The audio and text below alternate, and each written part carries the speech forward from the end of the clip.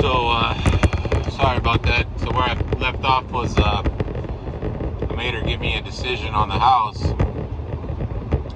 And, so, we're talking about it, and she's like, I need to use the restroom. And so she goes to use the restroom, and she comes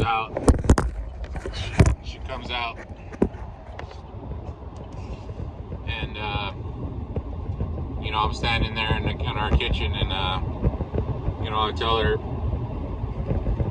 I want an answer about the house, because it sounds like you're on the fence about the house, and so she stares at the countertop. She's sitting down and she's staring like that, and she goes, I think we should sell the house. And I said, all right, I told her, I don't know the whole process of divorce and selling the house and lawyers and, all the bullshit that comes with it. As far as lawyers, is it 10,000? Is it 20,000? Is it 30,000? How much is it going to be? Obviously when we sell our house, we're going to get a little profit out of it, and I mean, we're both looking at getting checks, and I mean, I guess that's my only consolation to all this, you know what I mean, because she's the one who wanted it. But at the same time, if I could keep my family together, I'd give the check back, in a heartbeat. That's the way I feel still. When I talk to people about this, I tell them what's going on, and they tell me to stop chasing her and stop pursuing her and stop, begging her basically to take me back. But my answer to that is it's just rough, you know what I mean, because we're living together still, and she never cheated on me, I think, and I never cheated on her, and had it been a situation like that, I think this would be a little more easier to let go, you know what I'm saying? So she said she wants to sell the house, and there's other things that went on, and other recently my brother graduated from medical school, and his graduation was in Chicago, and it was about 4 or 5 weeks ago, and Chicago's awesome, by the way. And she didn't come with us. It was just me and my kids. And to top it off, I was out there for about a week, and to top it off, she calls me on a Tuesday, and she's like, "Hey, how's it going out there?" And small talk. And then I said, "How's it going for you? How's the house?"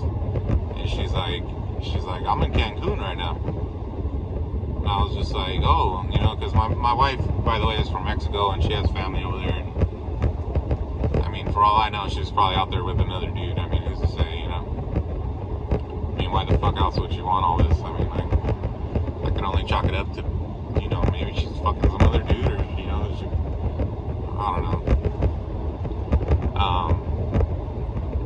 So she tells me she's in Cancun, and, obviously it's embarrassing, and, I'm there with my kids alone, and,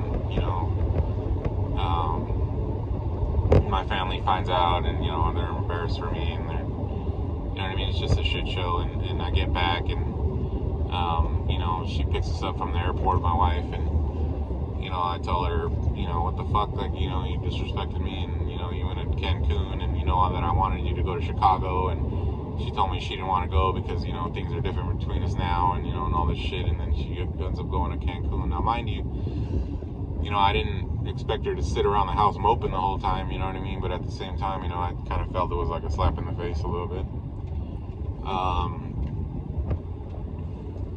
So that was that, and, at the same time, too, there's another trip coming up. They're going to be leaving on the 14th to Mexico, kind of like a Cancun type destination. And obviously I'm not going, so she's going to be alone with my kids out in Mexico for a week. And when we talked about selling the house and everything, you know, the conversation got heated, and you know, I ended up calling her a bitch, and you know, because she's you know, she started talking about like, you know, sexual stuff, and you know, how come I didn't do this for her, and if I'd have did that for her, you know, she'd have did this for me, and you know what I mean. You can imagine, man, and you know, I'm not gonna sugarcoat anything. Like, I mean, that's one of my wife's main gripes is that, you know, I didn't go out of the way for her sexually. You know what I'm saying? I don't know how else to explain that, but you know, and also one of her main gripes is that I'm not an outgoing guy, and you know, there was, and I'll admit there was a lot of situations where, you know, she would be alone with my kids at like a family party or you know, a function, and I wouldn't be there with them, and you know, so she holds that against me. The reason for that being is, you know, I have to be honest with you guys, I never really had much self-confidence, and you know, when meeting new people isn't easy for me, and you know, I judge myself before they judge me, you know, when I meet somebody, and I know that's not good, but you know, I've just always been that way. You know, I've always been sort of a homebody and sort of a shut-in, you know what I mean, and I'll be the first to admit that. But that being said, you know, at the same time, you know, we did things, you know, we had little date nights, and you know, I took my kids to Disneyland, and you know, we went as a family places in the park, and you know, going to get ice cream together, or you know what I mean, when my wife would be cooking in the kitchen, you know, I'd come up from behind her and grab her, you know, and dance her around a little bit, or you know what I mean, just kiss her on the cheek, or you know, I'm not Mr. Romantic, you know, and that's one of the things that she holds against me, that I didn't do enough of those things for her, you know. But at the same time, I mean,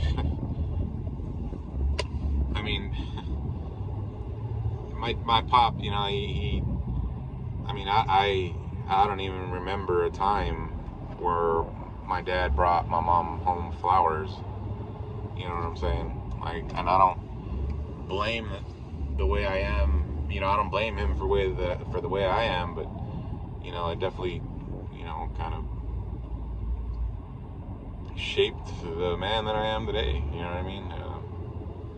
So that's, you know, I try to interact with my son and interact with my daughter, and you know, have a relationship with them. But you know, my dad, my pop, you know, he wasn't, you know, he was the type of guy to be like, well, you know, men don't cry type guy. You know what I mean? Just old fashioned dude. You know, that's, I get that. You know, that's, you know, it's the old way of thinking, I guess. My dad feels really bad for me about all this, by the way. You know, my dad now obviously is older, and we have a better relationship together. And when you're going through a divorce, you know, it almost seems like in the parent situation, you know, if you're still lucky to have both parents in your life, it just seems like your dad almost feels more bad for you than your mom does. You know what I'm saying? Because for, like, as a man, like, we don't want to fail when it comes to our women, you know what I'm saying? Especially if we really love them, you know.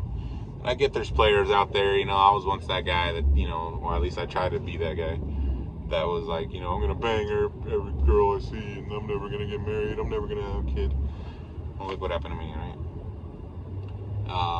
So she gave me a decision on the house. She still wants to sell. She still wants to divorce my ass. The next morning, you know, I woke up and I see on the counter, you know, like all these little figures written out, like all our bills, like how much our mortgage payment is, and you know, all these things, and you know, because I had mentioned to her earlier that week, you know, like we should split bank accounts, you know, now if we're really gonna do this, and you know, but then I thought about it. I was like, well, maybe we shouldn't do that until we sell the house, you know, which is probably the smarter thing to do.